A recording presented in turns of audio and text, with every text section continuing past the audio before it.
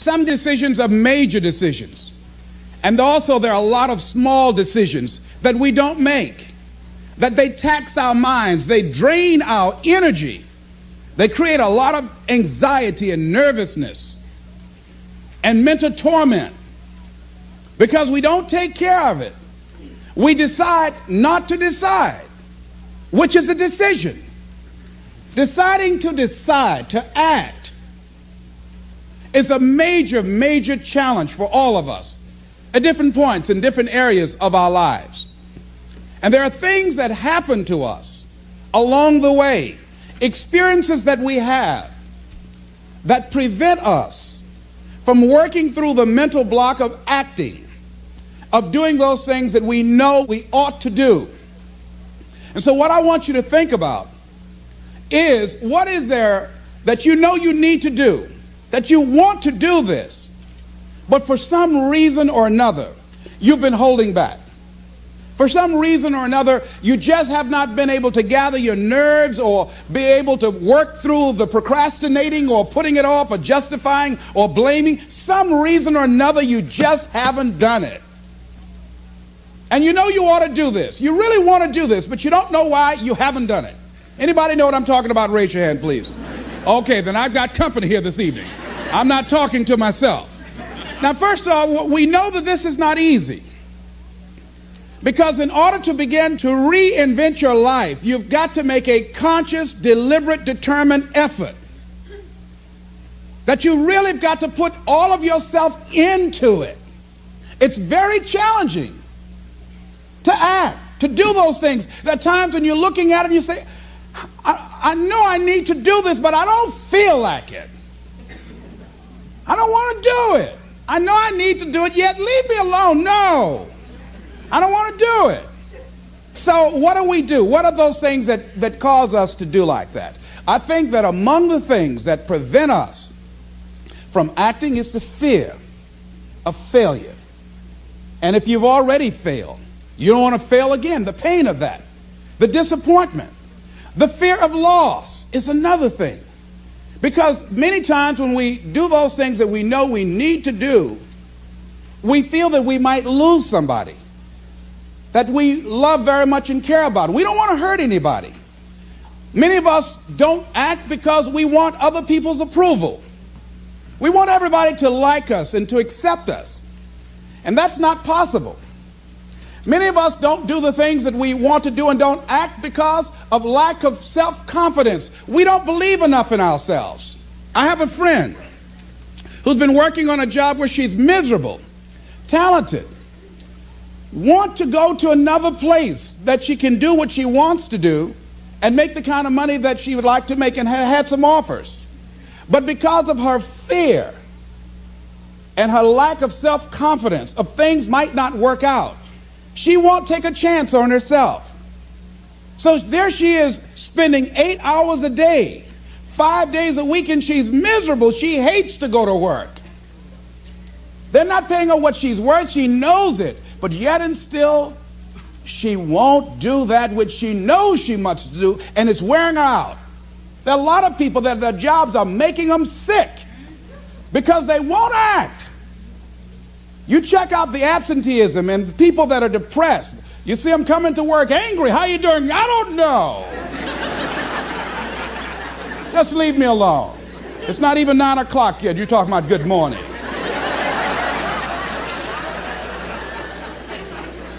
There are days you go to work, you want to just keep driving past the job. You don't want to stop because it's not in sync with who you are. But you haven't acted. Have another friend. This guy's brilliant. He's a business consultant. He helped a lot of people get their business started. And people come to him because they know he's knowledgeable. But this guy won't start his own business. Now, he's very smart. He can do it. Everybody believes in him except him. And he's so smart, he's talked himself out of it. Well, the numbers aren't right. And so there are many reasons why we don't act. There are other things, though, that affect us. Is that not wanting to take personal responsibility. We want somebody else to do it. And many times we pick up our inability to do certain things from people that we love, people that we admire. We identify with them, and we live in the context of their ideas, their opinions, and their life patterns. We buy into it unconsciously. My mother is a pack rat. She keeps everything. She doesn't throw anything away. And I have unconsciously picked that up. Now, my mother never said, let me show you how to keep everything, Les, and just clutter things. I unconsciously picked that up, many times unconsciously. We try to honor the people we love by being like them. By the same token, I realized something about myself when I had some major decisions to make, and I found myself acting like my mother. See, my mother's the kind of person that when she has a problem with one of the other foster children that she adopted, she won't confront them. She will call me. Les, why don't you tell Linda to move? She's lazy. She won't go to work. She runs the street all day, and then she comes home and wants to sleep all day, and I think she's doing drugs. I said, but Mama, why don't you tell Linda that? I bought the house for you. I told you when she wanted to come home, don't let a grown person come there and take care of them. You let her in. Well, after all, she's my child. Mama, then you handle that. When I tell her to leave, she say, Mama say I can stay. Mama, can I stay? And you tell her yes, and then you call me and say, she's still here.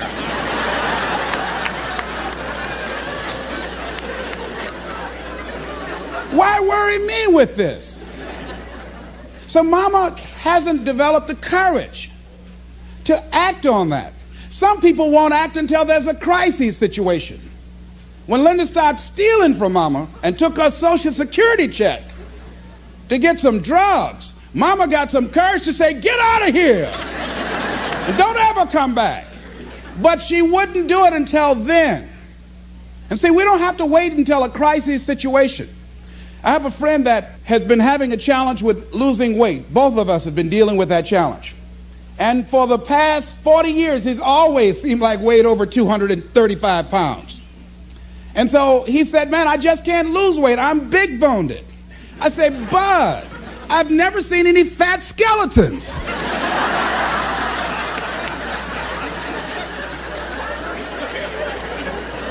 No, you need to act on your health. You can change this. You don't have to go to your grave fat. We're all digging early graves with our teeth. We don't have to do this. They need to have a support group around M&M peanuts. You want a support group on something, and throw Snickers in there too. Bud and I can tell you about the help we need with that. So what happened with Bud, though, he became ill a few weeks ago. See, Bud in the last few weeks has lost more weight than he's ever lost, even when we were competing with each other, betting a lot of money. But what happened was, Bud became diabetic. He went into an insulin shock. He didn't know that he was diabetic. His blood sugar became high. And the doctor said to him, you are diabetic. You're going to have insulin shots every day. You're going to have to change your diet. And let me tell you what's going to happen if you don't do what we tell you to do. Number one, there's a possibility that you can become an amputee. Number two, you can go blind. Three, you can become impotent. Bud, say, help me.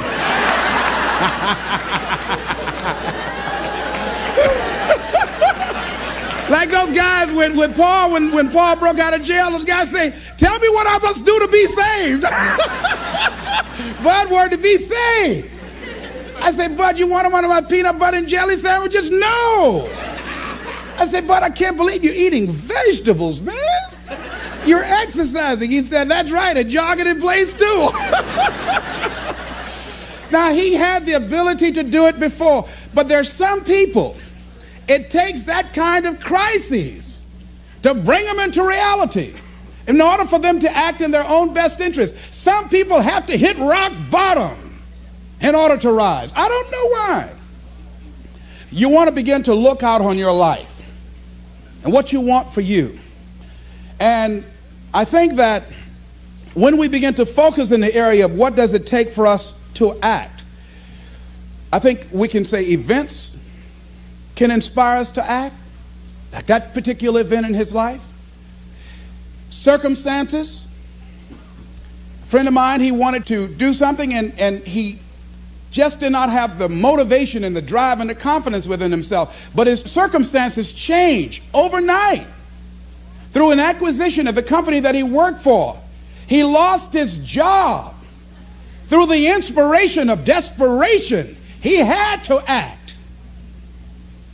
See, life also are things that can inspire us to act. See, if we don't have the courage, and that's what it takes, courage. It takes guts to do that which you know you need to do. If you don't have the courage to act, life many times will move on you and make you act. Life will whoop your butt so bad. You will be so miserable, you will catch so much hell, you say, yes, I will do it. What do you want me to do? Take me. Friend of mine said, I can't stop smoking. I can't stop smoking. Doctor said, Sam Axelrod, you have emphysema. Sam never picked up another cigarette and said, look at those stupid people smoking. Sam, you did it for 35 years. How can you talk about people? Well, I was different. I'm trying to help them. They don't have to do the same thing I did. But be compassionate, Sam. Isn't it interesting how quickly we forget? So I'm saying that look at something in your life. It might be just writing a letter to somebody to say thank you. It might be just to apologize to somebody. I had a confrontation in the Penobscot building with the security guard there. He responded to me what I perceived as a negative way, and he and I engaged in an argument. I did not like the way I handled that. I avoided going through the front door for a long time because I didn't want to face him. Finally, I decided to act, and I went up to him and said, I want to apologize to you for the way in which I handled this argument we had the other day. I was wrong. I hope you accept my apology. He said, I do. And I said, thank you very much. I felt relieved. Now, when you decide to act, it's not always going to be like that. A friend of mine did some work for me. It was below par, to say the least. I knew that this guy was capable of doing better work. I knew that he also had a fragile ego. So I was trying to think of what is the most sensitive way in which I can share this information with him. Because I wanted him to do my work over. I was going to pay him for what he did. But I needed my work done right. But I was afraid that I would hurt his feelings. I was very, very meticulous in how I approached him. And I said, let me share this with you. You know I care about you. And that you're a very talented and gifted person. And you and I both know that what you have given me is not a true reflection of your talents and abilities. And I'm saying, let's go back in the studio and do this again. And he said to me, I'm going to forget you ever said that.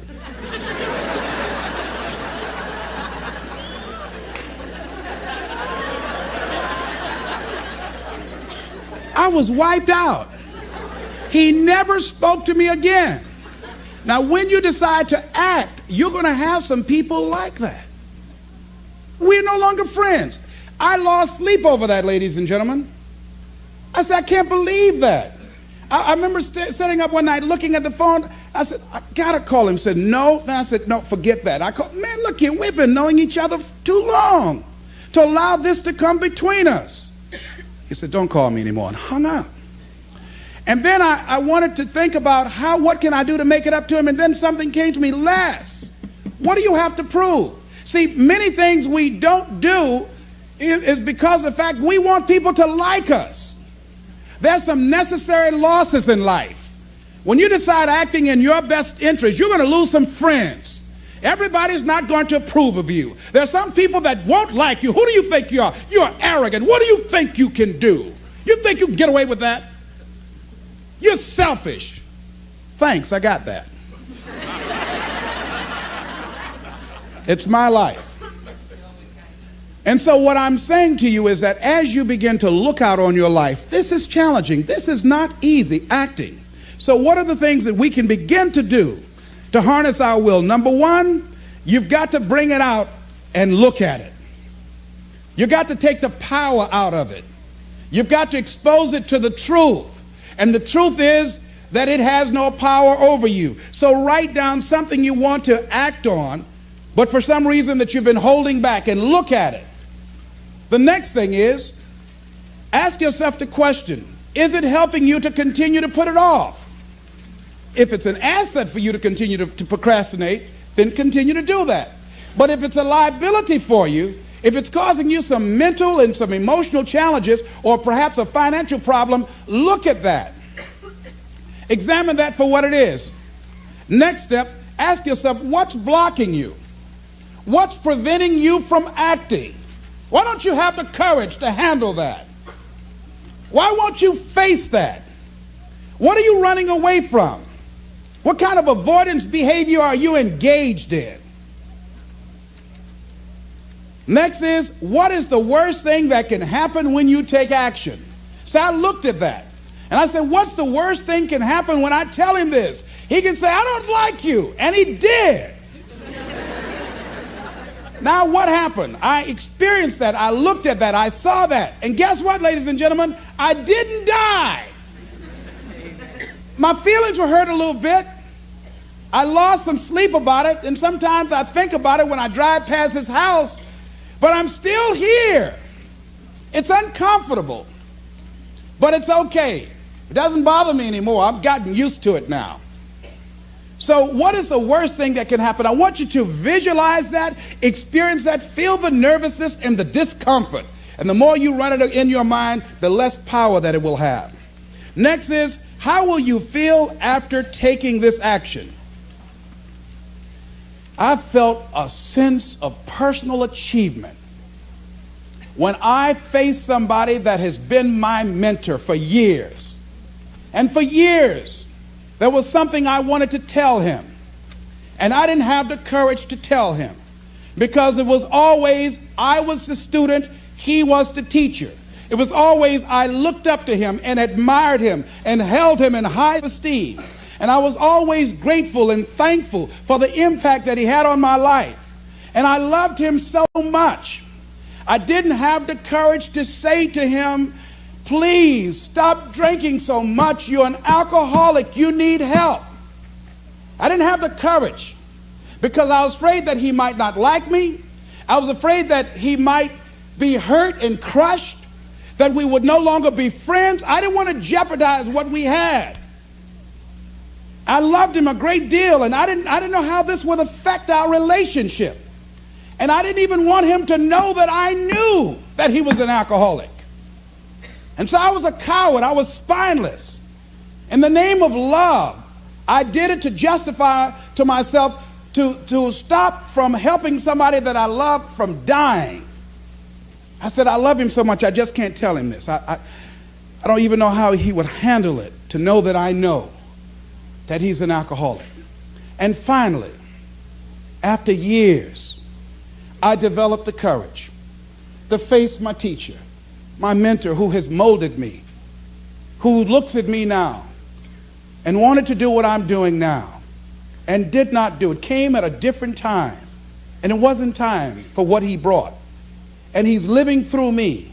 And I had to face this man who's been like a father to me and say, I got to tell you something. You've got a problem. I love you very much. Please stop drinking. You're killing yourself. It's not just social. You do it every day. You need help. And whatever I can do to support you in that, I will. But please stop.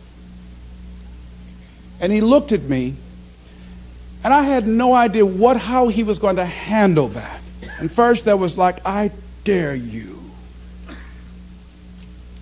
And we just looked at each other.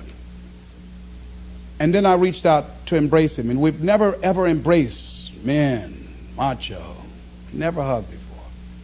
I hugged him, and he just stood there with his arms straight. He couldn't raise his arms to hug me back. And he was shocked.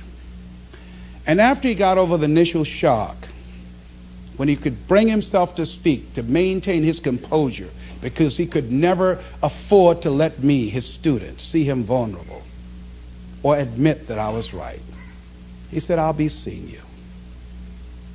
And I said, yes, sir. I said, tell your wife I'll be by the house to see you all before I leave. And when he walked away, at first I was very depressed. about it. And I said, well, maybe it wasn't my place to do this. And when you act, you're going to have some second thoughts. And then I said, no. I did what I felt. I did it because I feel very strongly about this. And fortunately, he called me back a few weeks later and left word with the answering service. Leslie Brown, I just want to say thank you. And hung up. That was a good feeling. When we look out on our lives, you ask the question, what are you going to do? Look at, as you think about this that you know you need to handle, what are you going to do? And then write down 3 strong reasons on why you know you must take action. And be explicit and descriptive in your reasons, because your reasons have power. Your reasons will drive you. When you have doubt, when your faith becomes weak, your reasons will fortify your faith. When you have an inner conversation, say, no, don't do that. Your reasons will become your rod and your staff to comfort you, to take you through those challenging moments. So write down your reasons. And what you will find, that when you decide to act, when you decide to take life on, and let me warn you, it can be painful, it will be uncomfortable, and that's where the growth is. When you're uncomfortable, when you're stretching out, when you're taking life by the collar, you're going to get thrown to the ground again and again and again. But when you have determination, and you know that what you're doing is right, it gives you your life, it gives a special meaning and power to you, you will have some power from on high. You will discover some things about yourself that will begin to electrify your personality. You'll begin to discover some things about you that you don't know you've got when you put yourself in that type of challenging situation. Repeat after me, please. I can go into action on anything in my life. Nothing is stopping me but me. No challenge in my life has any power over me. Here's something that Howard Thurman wrote on the decision to act. He said, it's a wondrous thing that a decision to act releases energy in the personality. For days on end, a person may drift along without much energy, having no particular sense of direction and having no will to change. Then something happens to alter the pattern. It may be something very simple and inconsequential in itself, but it stabs awake, it alarms, it disturbs. In a flash, one gets a vivid picture of oneself, and it passes. The result is decision, sharp, definitive decision. In the wake of the decision, yes, even as a part of the decision itself, energy is released. The act of decision sweeps all before it, and the life of the individual may be changed forever. When you decide to make decisions, to act, you begin to access power within you that will increase your self-esteem, that will increase and enhance your personal power, that puts you in charge of life. And life has a whole new meaning for you. There's a sense of personal freedom. Doesn't mean you're not going to have any struggles. Doesn't mean that you're not going to have any challenges. Doesn't mean that you're not going to suffer any defeats. No, doesn't mean that. But what it does mean, that you're putting yourself in the position to grow. You're putting yourself in line with your higher calling and your higher self. And that's what life is about.